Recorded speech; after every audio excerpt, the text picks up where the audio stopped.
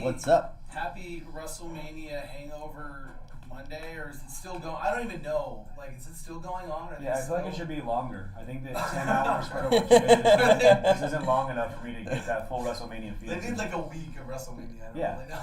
Yeah. Right. All I know is I haven't watched a WrestleMania since probably 95, 94. Right. That was the good era, though. Yeah, it was back when I think all of us were watching it. Yeah. However, I was more than intrigued this last weekend. I tuned in, maybe because it was on here in the shop and we were here, and Bob was so enthusiastic about it. So I think he kind of Bob sparked. sells it. Oh Yes. God, he's like, sure. this is going For on sure. the whole time. So we're like, all right, let's give My it a try. favorite was he was running auctions, and then guys are going at each other, and he's like, and user number 12 comes in and drops an elbow, but no, 13 spins back, and and I'm sitting here and he's doing a play-by-play on the auction, but like there's a match about it. I loved it. It was Yeah, it awesome. was great. And it 1, 2, 3, it's over. He wins the auction. Yeah, it was great. He did a great job It with was it. great. Pat McAfee, everyone's favorite kicker except mine, because You have Evan Love. Yeah, but he wrestled the boss. He wrestled Austin Theory was his his match, right? And then Vince McMahon obviously came in, and if you didn't watch, you gotta go back and watch it because it was great, because it all kind of intertwined with Stone Cold Steve Austin, which of course is everybody's favorite. It was great. It was a good time. Yeah, anytime you get Stone Cold Steve Austin or you get The Rock that comes back to WrestleMania, you know it's going to be a good show, and they do that for the pop. They do that. Yeah. You had Cody Rhodes come back for the first time. They said that was the first time he's. Spoiler alert. I mean, if you don't know now and you watch It's too wrestling, late. It's too late. Like, if Too you're late. waiting Too for late. this to get like replayed somewhere, I'm sorry, but Cody Yeah. Rhodes is back, guys. Sorry, spoiler alert. Yeah. You he's know back what's after 5 really years. big about that, right? What? That he was the vice president of AEW. Yeah. So he was the guy left. So for McMahon to bring him back and do that, that's crazy. That's nuts, right? And it was almost thought like they were going to take him out there and try to embarrass him, and they actually let him put on a show. Like, it was pretty good. No, he's very technical. So that match against Seth Rollins was actually a pretty good one. That was a great first match for him to come back to. Yeah. No, it was the whole weekend with being brought down into 2 days. Like, we haven't even talked about Logan Paul. No, and I was gonna. For God's sakes, like, Can we?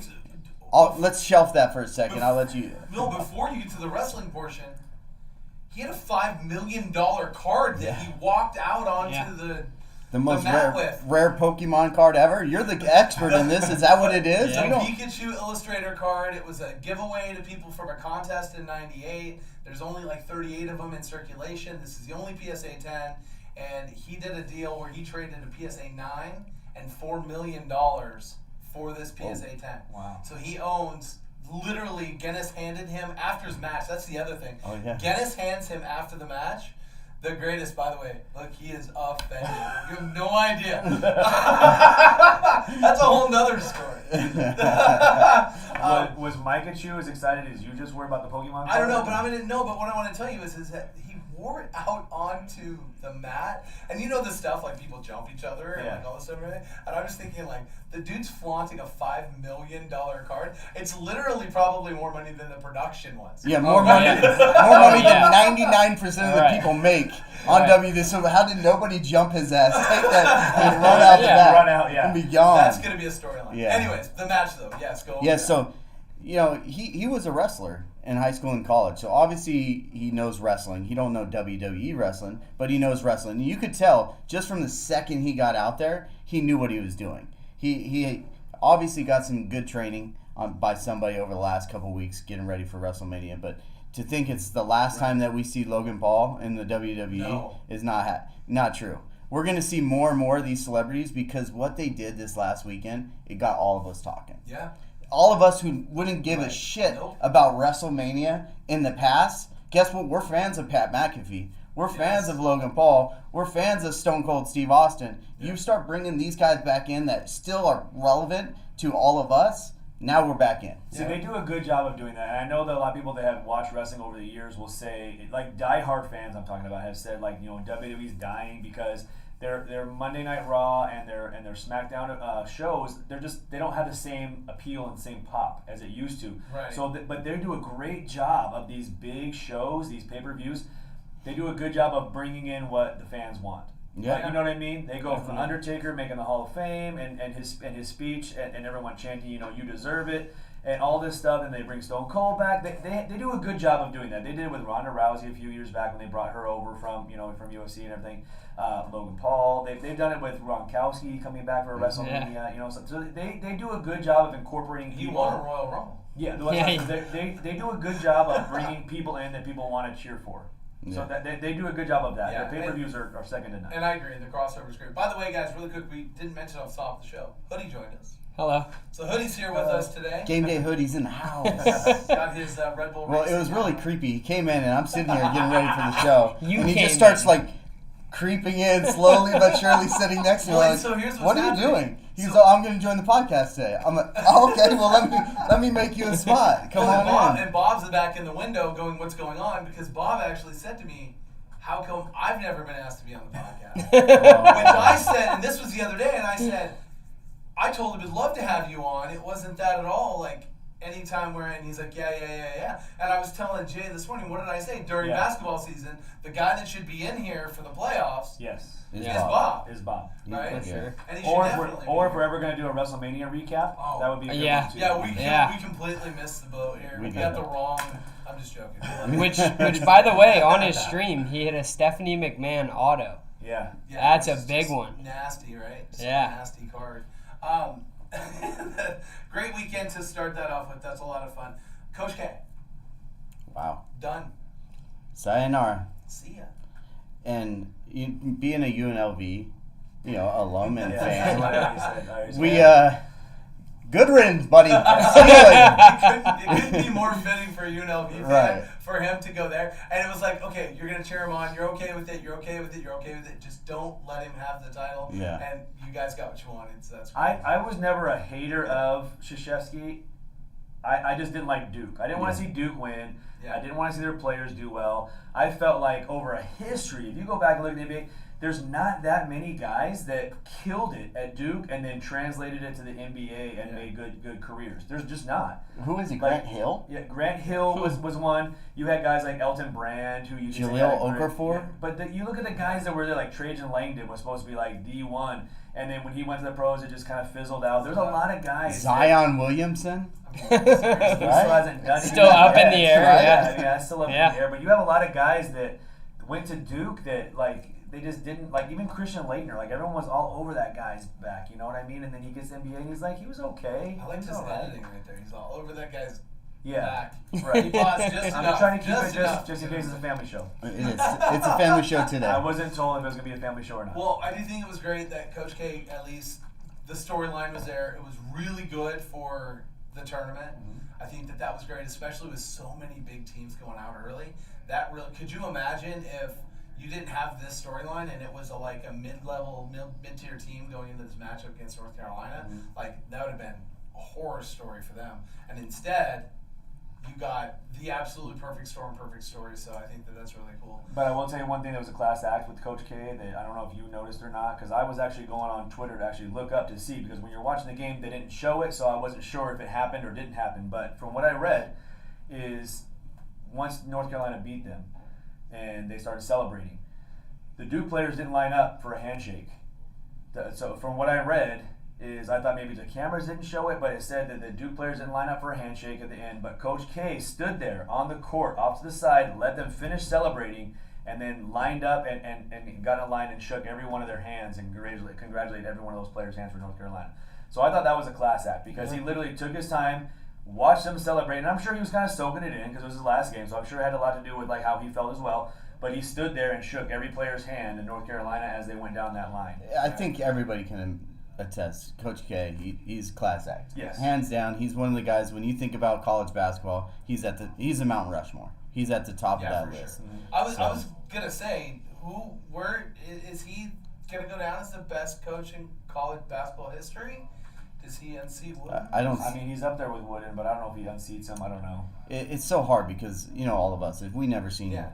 Wooden coach, we never seen that team play. Right. So it's hard for us to say, oh, yeah, he was the best coach. And, Right. well, yeah, back in the 70s, guess what? There was only 17 Right. colleges playing basketball. Right. It's not like now, what is Yeah. there, 390? Right. I think 398 schools now Right. playing college basketball, D1 college basketball. So it makes little it harder. different. It's Little harder, different. it's harder to judge, especially because UCLA was just winning them every single year, and Duke never They really were. did that. They were in it every year, but UCLA was winning it every single year. By the way, in the women's,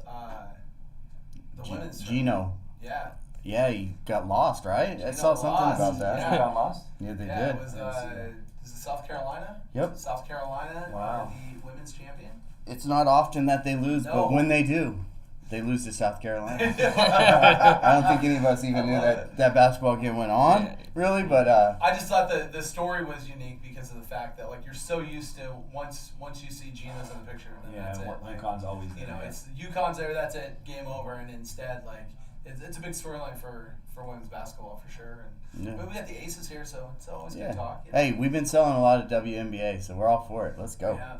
Who are you taking in that game, by the way, really fast? Kansas. Tonight's game? Yeah, tonight's game. Well, you know, a lot of people don't know this about me, but I did live in Kansas for 2 years. I did go through a tornado. Yeah, Wichita, Kansas when I was 5. A lot like Dorothy's. Yeah. You know, I clicked my heels a couple times during that tornado, and we had to hide in the bathtub. It was pretty intense. That's pretty great. But yeah, I'm going with the Jayhawks tonight. All right. That's why you're going with the Jayhawks? Because you lived in Kansas Guess for a couple so. weeks? Yeah. Well, 2 years. Why? Who do you have? I have Kansas as well, but I don't have a backstory about. One time I drove through North Carolina. So, that's cool. Who you got, Steve? I'm going to go with Kansas as well. I kind of thought from the jump they were one of the teams that I thought probably had the best chance to really run the tournament, and they did. They're really deep, and that's the biggest the difference for them. And in college basketball, that matters a ton.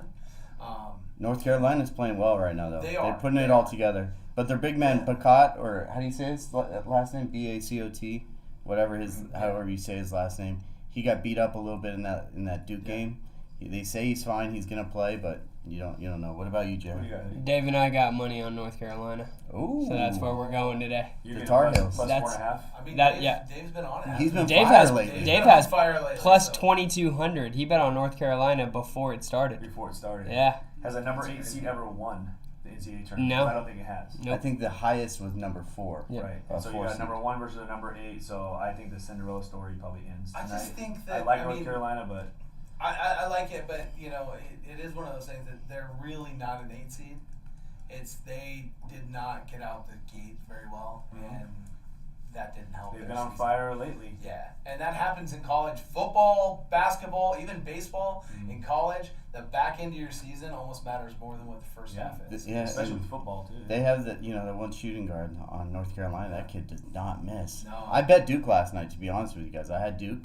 And the over, I thought I was dead to rights right from the beginning when they scored only 16 points in the first 5 minutes. I'm like, oh boy, this could be a long night. Not getting to 153, that's for sure. And then they put up the most points ever in a Final Four in the second half to get the over, so broke even for the night. But So that's a bad beat. If you had the under, you're Oh probably my loving God. it, and that's the kind of stuff that happens Yeah. to me. yeah, You're watching it and you're like, sweet, this is going good, and then it's like, oh wait a minute, we just broke a record for the most points scored in the second half ever in an NCAA game to get the over. Oh, thanks guys. and You they have Frank can. Reich at quarterback. It's like, Yeah. that's the kind of That's stuff like that happens. literally That's the a one. bad Yeah. beat. That's the one Those where are the everybody beats. was like, we're all in, and then Frank Reich goes. Yeah.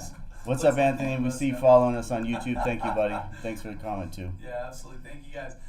Joel Imbiid, your favorite months ago for the MVP, puts up 44, then goes into the press conference and says, I don't know what else I have to do to be the MVP, and calls his own shot. I told you guys it was easy money back in the day. I did not put it on because I would have jinxed it. 'Cause like Jay and myself, we love to be the masters of jinxes. And when we say stuff, it usually happens until we put our own money on it, and then we look like fools. True. But I thought he was going to win it a long time ago. But looks like he's going to, or what's the deal? Well, I mean, I haven't watched any at this basketball. Point, so the person that was catching up was Morant, which was kind of my thought is like the sneaky one. Morant got hurt. Okay. And so there's been a little bit of a layoff. And the Grizz are comfortable whether they're the 2 seed, 5 seed. It doesn't matter to them, right? Currently that's- the 2 seed, so they're yeah. out game, yeah. And well, they kept winning, and they keep winning when John Morant is not on the floor. Yeah. Desmond Bain. So the thing is like, I think he's the MVP. What I think is more kind of showing here, though, is that they made that trade for Harden, and there's been zero discussion about Harden during this entire run to the playoffs, except for the fact that he got traded there. Is he playing? Harden? He's been, and He's obviously not been putting up- playing. He's not putting up great numbers or anything, but Embiid's going off. Yeah. So Maybe I don't know that's if what that's, it is. Maybe they bought into it. Maybe he actually finally bought into the system Maybe. where you're not the guy Do you and you're think going to that be a Embiid supportive being role. 8 million feet tall and being a monster just stood over the top of him and said, "I'm Like, going to do what I do." Give me the ball. Give me the ball. Give the ball. We brought you here to be in a supportive role, not Yeah. to be the main guy. And maybe that's the case, but Maybe dude's he wants going to off, and they look solid. And there's a big log jam flip flop at the top of the East, like we talked last week. And now it's what the Heat's the one seed currently right the now, Heat are the number 1 seed. right? What happened to the Bucks? The Bucks are 3, I believe. Yeah, the, Bucks are the 3. Celtics are 2. Celtics are 2. Still, but it's all within. But like, it's a all game of within, it all could flip flop still. How many games do we have There's left? 4 games left. Four almost games left. Speaking of 4 games left, you want to Yeah. roll right into your Lakers? Well, my Lakers. Well, we'll talk about this. This is from last year. That's right. This is from last year, right? I want to know what time tomorrow this goes up, because LeBron sat out a game that he had an injured ankle, but didn't really show signs walking around the arena like he was too hurt. Right. I don't or care. anything. Literally a situation where it's a must-win. This is where you grit it up. This is where you wrap He it. sat out. He sat out, and Lakers fans are furious. Okay, can I just say Right? this? All this, the greatest player of all time stuff. When you hear Kobe and Jordan and LeBron, right? Does any of you in this room think that Jordan or Kobe would have sat out with a sore ankle or even a hurt ankle, twisted ankle, whatever you want to call They it? wouldn't have sat out with a broken ankle. So check this out. Yeah. There was a meme that was out there. LeBron sitting in his street clothes at the game. Kobe sitting on the bench, shoulder wrapped in the ice pack, completely wrapped up. 17-win season in his 19th year. Still playing his ass Still off. Yeah. playing at the end of the season. That's the GOAT. right. When you do shit and like that. when you see that, and I totally get everything, but what is even a bigger deal is that you got Kareem Abdul-Jabbar has already had a tough love for LeBron, and Kareem called him out. Yeah, he did. As they should. And he's been getting into it, and to where apparently the situation was that game. Carmelo Anthony was presented with an award for the Civil Rights Activist of the Year. It's the Kareem Abdul-Jabbar Award. And he was presented with it at the game, and Kareem was at the game. And now Carmelo's trying to play damage control, and he's like, maybe you guys should sit down. I'll facilitate you and Kareem to sit down. Kareem backtracked a little bit on what he had to say about LeBron, saying, I still think he's been great and stuff, but he was pretty harsh, gave him pretty good criticism. And I think that is going to be a problem for him. It makes me think, I don't know if the Lakers have LeBron on the roster next year. Then who Weird do they thought, have? right? For God's sakes. Well, what are you You going to look- get for LeBron moving him to somebody that might be close? He's already said he wants to play his last season with his son. Right. So when's his son coming in the league? Next year? Not this coming up 2 draft. years. Not this next coming, so 2 it'll be years. 2024? Yep. Okay, so So if you're the Lakers, you might be able to actually move LeBron at this point, get younger, start the whole rebuild. Anthony Davis has been kind of a mess in the first place. He was brought in to kind of be the face after LeBron leaves anyways, and they've already got him under contract for a long time, so you just build around him and hope he gets healthier and move on. I don't know. I just feel like this is LA, and now this type stuff just doesn't bode well in a big market like this. No, not a big market. What I'm curious to see is that everyone's been talking about Bronny, his son, is not even a first-round pick when he comes out, as of right now. Obviously, maybe he changes things around next year. I don't know. But he's not even a first-round pick. So at what point in that draft where Bronny comes out, and LeBron's already been very vocal saying he wants to play his last season with his son, at what point does a team jump the gun early and take Bronny So that way they get with the hopes of getting a chance to sign LeBron or make a trade for LeBron or whatever they got to do to get LeBron? Because let's face it, he's at the end of his career. He's not going to lead a team to a championship, but he's going to sell the hell out of merchandise. Oh, yeah. And he's going to put butts in the seats. And so if you're a small market team that has a chance of getting LeBron, do you say, you know what? I know Bronny's a second-round pick, but I have the 19th pick in the first round. I'll take a shot on Bronny. Conspiracy theory. I'll take a shot on Bronny and just It's grab interesting. him with the hopes of getting LeBron. That's there. interesting to think about. Yeah. What about LeBron for Zion? I would love to see LeBron for LeBron Zion. in New York. I would too, but the big market thing has just not worked for him at this point, right? And you're just saying that 'cause he he's said trying to get under his he's skin. digging at me. And all I know is I can remember back to the podcast we had at the beginning of the season when my Knicks They came out and they're 5-0 fire. on fire. I'm like, We did a whole segment on them. We did. And I said, I know what's going to happen right after we have this segment. They're going to hit the wall. They're not going to make the. They're out. They've been out for months now. Yeah. Like, They were out. So just to touch on that whole Lakers thing, they're not eliminated yet mathematically, but they're on the brink right now. They're 2 games back of the 10 seed, which is the Spurs. The Spurs own the tiebreaker with them. So if the Spurs win one of the next 3 It's games, basically a magic Spurs number. win, they lose. That's it, pretty That's much. it, Yeah, right? but the Lakers, they only have to play. Their last 4 games are only against the Suns, the Warriors, the Nuggets, and the Thunder. So that looks like about an 0 for 4 for me. Yeah, I was gonna say Well, it's about that's an 0 for 4 for me. But yeah. if you are in the West, aren't you kind of hoping that the Lakers make it? They're a mess. I think you would love to see them in the first round and be like, I definitely would want them over the Spurs just because So you the think Spurs that- have young players that kind of like the Cavs don't know they should be there with incredible coaching. But it's the So- play-in game. So, Yeah. like, the Suns aren't going to tank being the number 1 seed. The Suns aren't going to tank to make their, 9-10 play-in easier for the number 9 seed. That's You know what I'm true, saying? yeah. So they want a tough competition so these guys beat each other up. They don't want, like, a cakewalk and, like, now you guys are fresh to if come you're, play us. if you're a franchise like that, and let's be fair, if you're the Nuggets, and you know that you can eliminate the Lakers and LeBron, and you're going to get Right. run on SportsCenter for an entire night, when it's already hard enough for you to get an MVP and sell that MVP's jersey. But you don't know. But you want that. don't know. You know. Anything can happen. You don't Yeah. know. Jokic could have a terrible game. Jokic could get hurt like in the first quarter. But I'm You saying don't you're know. running at it though. You're going to take a shot at it because if you do, and No, you're I want the one them. that I want them eliminates dead and buried by the time the playoffs start. Well, we'll look at that. So Drake came out, right? He's been buying product everywhere. He's been buying all this Flawless, and everybody's been talking about him hunting.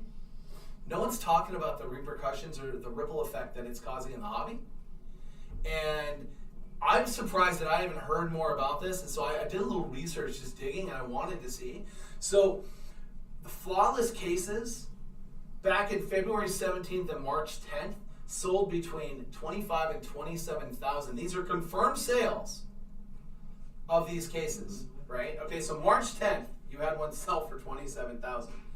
well, you can Here's put what my I'm more sale up there experienced. too, because I sold my case for $28,000. Confirmed. Confirmed sale. Yeah. Cash sale for $28,000 the week of March 1st as well. March 30th. You're not gonna like this then. I know. Oh, I know. March I know. 30th, $41,000 Confirmed? confirmed sale, and I told you weren't gonna like it. I'm telling you, man. In 1 month? Yes.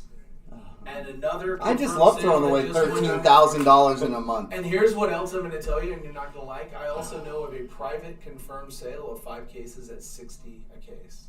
Wow. When you have a celebrity or you have a superstar that comes in like this, someone that really wants to get into the hobby like this, we want to look at the aesthetics and the videos and all that stuff, and the fact that Ken Golden grabbed his 86 Fleer box off the shelf. There's one less of those now on the market, and they ripped that and all this stuff. And it's great for the hobby for people to see it and everything, but this is also the thing that happens in the hobby, guys. So it's sometimes about the sports world and all of this, it's not just about what is hot and new or what you can or can't afford, but you got to watch like the effects down the road, because the next thing people are already starting to talk about is, well, what's the next product that's going to have that next card that he's going to need to go after, Right. and who else is he going to bring into the hobby with him?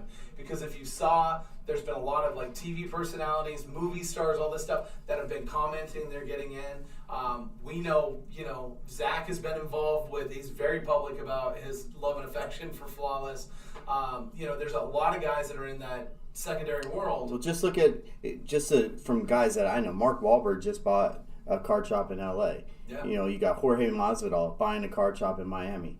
Like when people were talking about the card market dying, a year ago, and that everything's going down. Look at the market; it's dying. Listen, these guys are very rich. They have lots of influence on a lot of people. It's only getting bigger. And that's the thing, the influence, that's the key. And this was a good example of that. $28,000 to $42,000 in less than 30 days. that's an unfathomable thought. And it wasn't like Drake was out there telling everybody, go buy Flawless. Drake was telling everybody, I'm having a great time. Yeah. Right? The hobby needed it. But here's your chance. Look for that next product. Now, we were talking about some of the products. You were looking up some of the products that are coming out this week, right? Yeah, we got WWE Prism coming out. And you had a take on that. I thought it was really interesting. Yeah. Yeah, I think that's gonna be a big one. So the talk about it right now is that this could be the only year that WWE and Prism are together, with Fanatics taking over and Topps being through Fanatics. And they just bought the rights to them, yeah. Yeah. So this could be the only year. And it's their first year. Right. It's their first year and could be the only year. First and last year. Of Prism And WWE. supposedly it's supposed to be kind of printed along the lines of UFC, and if that's the case, then you're talking about the case hits really being over multi-case hits. Yeah. You've got UFC cases that are being cracked that aren't even hitting golds. Yeah. Right? Yeah. So, there's going to be some really big cards in this product. This is one of those ones that you're going to look at coming out this week, and you're going to be like, yeah, I'm not I don't know. What do you think, Jimmy? I mean, you've been doing this for a long time. Look at the first UFC Prism. UFC Prism went off the chain. It came out, and we were buying it at $410 a box. By the time it's said and done, I think it's still selling for almost $1,700 a box right now. So you're talking $1,300 in a year per box. But that it goes with all the products. Everything's so hot right now. The one thing that the card market has finally got right, and what killed it in the 90s was the mass production of everything. And I know it seems like they're making more and more product and more of everything, but they're limited the print run of all the numbered stuff, the autos, and they're keeping it limited. As long as they keep it limited, the supply and demand. There's more people that want it, less product available. We're talking not just in the United States. This is a worldwide product. This is stuff that goes out to everybody. China, Europe, everybody. Right. So when you think, they made 100,000 cases, that's a lot of cases, but not for the whole world. We're talking billions of people that are now looking for this product. Right. So as long as they keep the print runs shorter and limited, I think the product, no matter what you buy, look at all the product. If you buy the high-end product or any Bowman Chrome, Bowman Draft, any of the Bowman products, look at what happened to us back in August. Yeah. We did a big release, Bowman Draft or Bowman Chrome release party. We ripped through 20 cases that night. The very next day after the release party, they went up $100 a box. I lost $22,000 by not waiting one day. It just kept going up. Yeah. And it kept going up for weeks. Yes. And it's trickling. It's not. And it's still ticking. But it's got small trickles, and there's going to be some pretty good. Let me just ask. Prospects out of that. There is. Let me ask you guys this one question. If you could go to your stockbroker or your guy, the money manager, and if you could go to him and he says, I can guarantee you 10% on your money. You do it in a heartbeat. Every person in the world would say, take as much money as you want. 10%? You can guarantee me getting 10% return on my money? Every person in the world would say, take all my money you have, give me that 10% every single year, year after year, year after year, and you'd be very, very happy with your money manager. Absolutely. Listen, we're giving you percentages that are 3, 4, 5 times that on certain products. Yeah. We're telling you, if you buy this product today, you wait 2.5 weeks, you're going to get 20% on your money? How is it not like everybody jumping on board? Yeah. Because the stuff that was in the 90s that all got mass produced, they would go back and print more. Yeah, so, and that's now not you happening can't because that's you're not out happening of anymore. Inserts and stuff. Right. It's just it's not getting printed anymore, and that's it. Well, and speaking, I'm glad you brought up the Bowman stuff because we've got this guy, and I didn't get this in here, but I'm going to get it. This tweet went out today. Oh yes. Seattle Mariners. The time is now. He made the roster. Why is this so big? Because normally what happens? He gets shelved until June. Correct. But because of the new collective bargaining agreement, the Mariners can bring him out and they can showcase him the way he deserves to be showcased. Julio, welcome to the show, kid. And he's not the only guy. There's Bobby Witts. There's all these guys that they would not see any opening day roster until probably September, October after that first cut. So the team now can have control of them for one more year. Yep. But guess what? That's no longer. Yep. Now these guys are making the show. It's huge for us. We have big things coming with Julio Rodriguez here at the shop. we'll kind of announce that all in one big public forum here soon. But Julio Rodriguez, he's the guy. Everybody's talking about him. I hope he comes out on fire because there's some big things to He's have. hitting 429 in the spring. Wow. So just put it in perspective, the kid, he was told, if you earn your way, you'll make the roster. And then he finds out in that tweet today. I thought that was so awesome. And I'm telling you something, too. It gave me a little more respect for the Mariners organization to come out and do it today rather than waiting 2 days before, And to break that lineup, man, they got a killer outfield. Well, that was the question I was going to ask, is that do you think, they've got a good lineup. Who is the best lineup in baseball? Well, the Dodgers have the best. Do the up to down. Dodgers? Because you realize Andrew Vaughn is projected to hit 10th for the White Sox. The White Sox are up there too. They just got AJ Pollock. Yeah, they got. I'm going off of star power and names. Agreed. Without seeing on Yes. going into and because we all know it's a Moneyball effect. Of course. The Oakland Athletics started it a long time Yeah. ago. You don't want the big names. You want the guys that are going to hit 320, get you 23 home runs, and slide right under the radar. Those are the guys that you want on your team. For sure. But yeah, with the Dodgers having all those big names at the top of that lineup, I think top 6 are like all MVP talk guys or some sort of big name. So I don't know. We'll see what happens. That's why we love baseball, Well, right? let's get into that MVP talk because we're actually going to start that off in the plus or minus segment. Beautiful. So I'm glad you brought that up. Like you're killing it today. You didn't even prep with us today. I was running late and He was born ready. boom. I told you. Just I like you told- said, I just told like you Hoodie, I said. He doesn't need any prep. He He doesn't walks need in, it. does the show. God, 5 minutes before and walks in. Monster. He's going to love this. My investment advice for you today is simple. Pete Alonso is underpriced in the market where he's potentially realizing his prices dropped. About a year ago or so, people got a little gun shy with him, thought that maybe the home run derby was kind of like the precipice of his career. I just don't see that happening. He's got a good supporting cast. They've done a lot around him. And the pitching, even with DeGrom hurt, is still the best staff in the NL. With DeGrom hurt, it's still the best staff. So Pete Alonso, this card right now, you could buy this today for $900. So guys, this is just a base auto, Well, I'm PSA glad. 10, but it's available right now for $900. And if you compare that to other players between 15 to 19, for these, even Carlos Correa sells for more than Pete Alonso. Well, I'm glad that Jake traded away my Pete Alonso BGS 9.5 auto. Bowman Chrome first. It looks very similar to that one, just a BGS 9.5.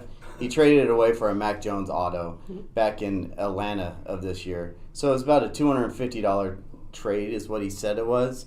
I looked at him and said, you just gave away a Pete Alonso Bowman Chrome first BGS 9.5 for a Mac Jones? Are you out of your mind? So basically what we're saying is, guys, if you've got a Pete Alonso Hold PSA it. 10 or BGS 9.5, bring it down to the shop. Jimmy's looking to make a deal. I might want one here soon. That was the, We'll the trade you a Mac highlight Jones reel. for it. You should. Also, just as a side note, talking about the Mets and the Yankees did something today they never do. They made a trade. They traded relievers, and I can't remember who it was. But they traded relievers, but they actually made cross-city trade, which They just want to break trends. We're Yeah, in yeah, breaking they are. trends these days. Or maybe the Yankees are trying to play nice with the Mets because they realize Mets might be fairly good. Yankees should be good this year as well. But this got me thinking because we were talking about investments. So I wanted to look into it, and I wanted to look. So this was as of March 10th. These are the odds that were posted by DraftKings for the MVP. And I thought there was some really glaring things here that kind of stood out. There's some guys that are omitted if you look at this in the top 10, and also some guys that I think are either undervalued or overvalued. Mike Trout's coming back off an injury, and he's plus 350. That's This not is a good investment. No. This is his year, though. So if he does not show up this year, a lot of people are going to be naysayers on Mike Trout.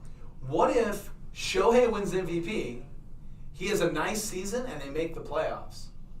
I think he has to make the playoffs. Right, that's what I'm saying. So that to me is his story, right? Not the MVP. No, he has to lead that team to the playoffs this year. It's going to be tough in the AL West. It's not easy, but he has to do it. Vladimir Guerrero Jr. plus 400. I suspected the guy could go 30-30 this year. He was right there last year. Yeah. If you look back at his numbers, he could have won it last year. He should have won it last year if Shohei didn't pitch. Yeah. right? Yeah. Right? Like the guy almost hit the Triple Crown and should have. Here's the one that stood out to me though. Wander Franco is 6 on the list as a rookie. 6. Right behind Aaron Judge, in front of Jose Ramirez, Corey Seagers, Yordan Alvarez. Where's my guy Juan Soto on that list? Soto is on the NL. We'll get to that one here in a second. Oh, this is just. I'm sorry. This is just AL. Oh, this is just AL. I thought we were talking.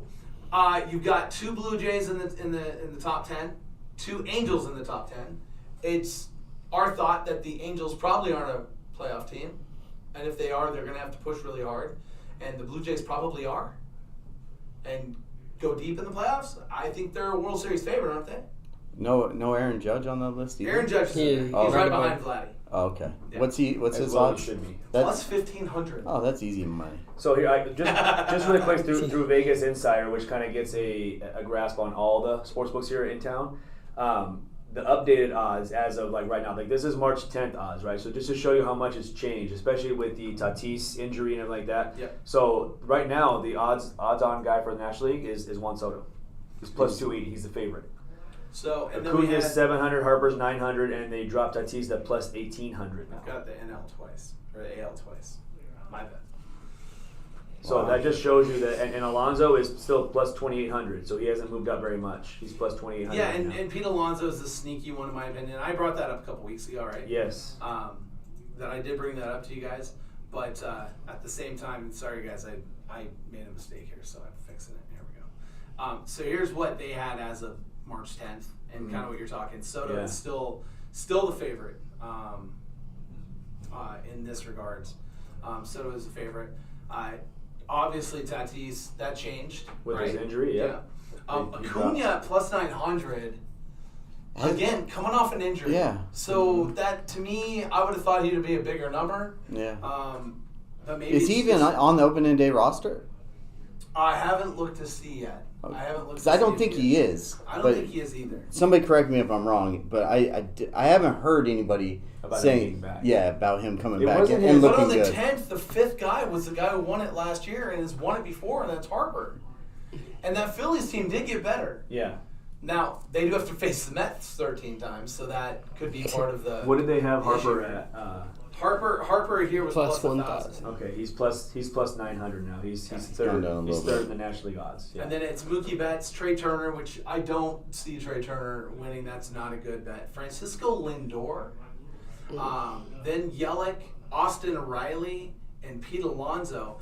If Austin Riley's going to be in there, I would have thought that Matt Chapman would have been higher than too, because Matt Chapman, I think he was like 14th or 15th, and Matt Chapman basically taking over Freddie Freeman's spot. Now, why this is good in the investment side, guys, is because you can look at lists like this and you can find guys that are bounced down in this bottom third of the 10, Right. or even into the 12 to 14 range.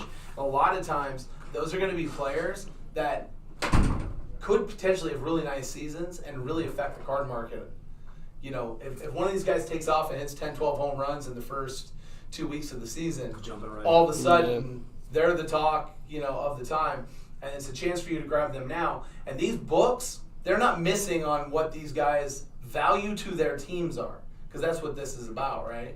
Is the values to the team, which is why I brought Pete Alonso up. Pete Alonso kind of pulling up at 10th. I just think that that's a sneaky play. We've mentioned that before. So and let's plus 3,000. let's make our predictions right now. We're close to the season. Yeah. Let's do AL, NL. Who do you got, Jay, for the MVP this year? For National League MVP, I'm gonna go with. I like how you asked for AL and he goes, Is it AL or NL, both. Let's do them both. I go with the NL. I go with the NL because I don't really like the National League very much. I'm more of an American League type of guy. You know what? I'm gonna go. Wow, look at DeGrom's number. Okay, you know what? In National League, I'm gonna stick with the favorite. I'm gonna go with Juan Soto in the National League, but in the American League, I'm gonna go with. I'm gonna go outside the box here. I'm gonna go Trevor Story because he's plus 3,000, and I like good odds. Trevor Story is is right plus. team for him, right? Trevor Story's plus 3,000, and I'm gonna go with the favorite in the NL, and that's Juan Soto. Okay. Steve? In the NL, I'm probably going to go back to Harper. I'm going to say that Harper goes back to back. I looked at Harper, and too. The reason I go Harper goes back to back is because his world hasn't changed, and everyone's talking about everyone else, and that lets him just go out and do what he does. Right. So there's a good chance that he could do that, and there's going to be so much pressure put on the Mets, so much pressure put on. I'd love Alonso to win it, but I'm going to say Harper. And in the AL, I'm probably in. I don't know that this is going to be a very favorable thing for anybody. I actually think I'm going to come off the list in the AL. Ooh. Right? Field? You're going to bet the field? No, well, I should bet the field.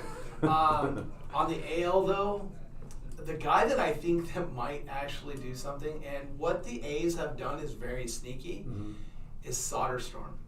Okay. He's the catcher, and I believe he's the best catcher in baseball right now, and he is young. I think Soderstrom could hit 30 bombs as a catcher, and that team could be beating up the AL West. Because the AL West pitching, I'm not going to say is that great. No, it's not. It's so all he's got half his season against not that good at pitching. Yeah. And he's going to get a lot pitched to, but then with the addition, they moved Matt Chapman. That's never good. That's a good player. But Pache and some of those guys they brought back that are actually going to impact the team.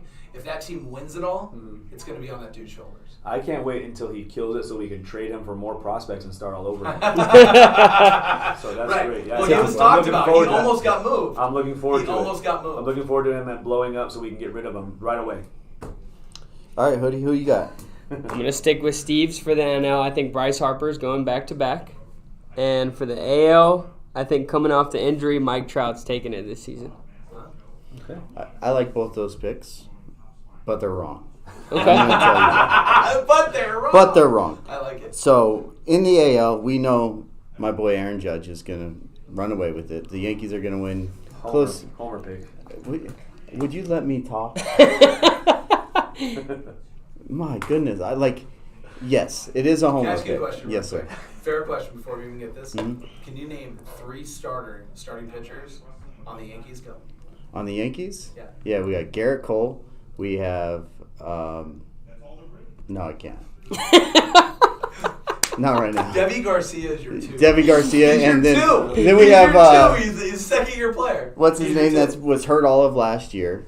So no, I can't. Okay. The reason I asked that is because I do think confidence, that there needs to be a the little confidence bit of you had there. And then the National League, Okay. I'm Yeah, going I Juan Soto. I think Juan Soto runs away. I think he hands down runs away with it because he's the best hitter in My baseball. only concern with him, and the reason why it's hard for me to pick anybody in the NL East, is the fact that they're going to have to face the Mets and the Braves as many times as they are, and even the Marlins pitching staff is pretty good. Yeah. Right? So that's it. Just you have to look at that. That might affect him a little bit.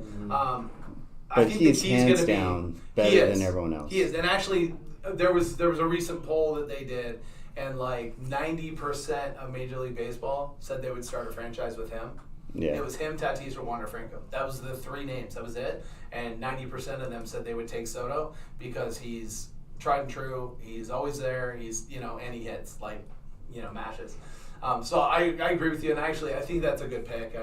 I like Soto, and I think that that team, though, the only way that he's going to get an MVP is if they're in the running and they make a move for some help to put some bats around him. Well, they need some pitching help is what they need. They do, but who else in the lineup is hitting?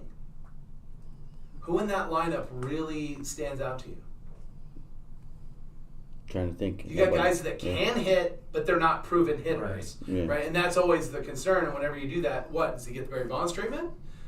Does he get walked 100 times this year? And if that's the case, yeah, Bonds won an MVP doing it. Maybe that does. Bonds also hit, 50-something home runs that year. Yeah. He was either Walker or right? home run. It was yeah. Walker or home run. He's going to get the Jocelyn Alo Yeah. version right now. Yeah. So pretty interesting. But guys, take a look at these odds. These odds will kind of tell you where you can put some money in the market to invest in. One of the guys that's on the list that I love, and I just throw this out there, is Bichette. Right? Yeah. Bo Bichette, great investment right now. I think that you're looking at a guy that probably is going to be a future Hall of Famer. I can just say that now, and he reminds me of a better Jeff Kent.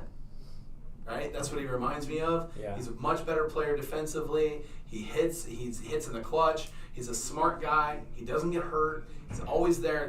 Those are key things. Wasn't Jeff Kent like an MVP candidate, or did he won an MVP? Did he win MVP? He won an MVP 1 year. Yeah. So he's a guy like that I just think that sitting in these chairs 3 years from now, we'll probably be talking about Bo Bichette in this conversation at the top of the MVP. And then when I was looking through the list that Jay gave me, there's a guy that stood out like amongst all of them that was higher up on the list, and I was Tyler O'Neill. Yeah. Very surprised how high he is on the MVP list. Yeah. I'm like, wait, he's above guys like Bo Bichette and these guys that he's above, and nobody's talking about this kid. Yeah. So you could go out there and grab his Bowman Crumbs for very, very cheap. I promise you. Tyler O'Neill was plus 3,000, but he's ahead of guys like Jacob deGrom, Manny Machado, Chris Bryant, Justin Turner. He's ahead of Goldschmidt, all these guys. So with these guys, you're like, what the hell? Where's this Tyler O'Neill kid? And nobody's talking about him. Yeah. That's why those guys, if they're going to allow you to put money on it, they're putting in the investment and the time to research these guys.